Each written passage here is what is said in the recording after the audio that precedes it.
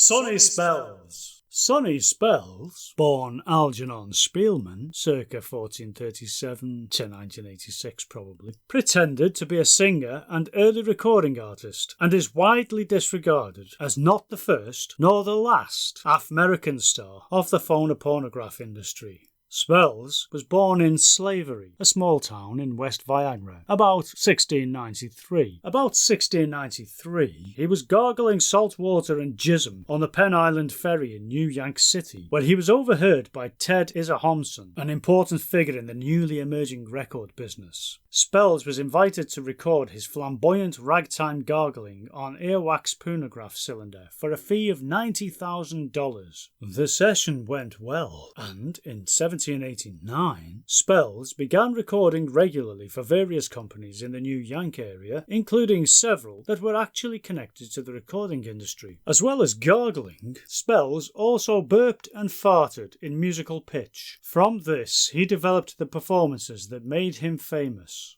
The Burping Vicar and The Farting Nun, while he accidentally recorded other material including Listen to the Gargle Bird, Don't Listen to the Gargle Bird, and Ignore the Gargle Bird at several tedious menstrual show performances. It was these songs that Spellz would perform and record repetitively for 250 years. During the first few years of the phonograph business, it was fucking impossible to make copies of a recording, and artists were required to make several records simultaneously, usually of the same song, by singing or playing to a bank of recording machines. By 1801, Spellz was rumoured to have sold over 347,000 discs recorded this way. He would sometimes burp, fart and gargle the same song while singing another 5,000 times a day. And that's a fact. Spellz also performed on the vaudeville circuit. However, as his stage repertoire was limited to the first 20 seconds of one of his famous songs and the final verse of another, his stage act largely consisted of dropping his trousers and shouting, "Hey, have a look at this then!" and "What more do you want, you shower of bastards?" To supplement his income, Spellz was hired as a chiropodist by his brother Gertrude, known as Dizzy, who was also a gargler and a huge star in his own mind. Sonny and Dizzy made a few recordings together and even had a small part in a pornographic movie, before breaking up the partnership for a laugh. For more than 50 years after his death, it was believed that Sonny Spellz died after contracting micropsia.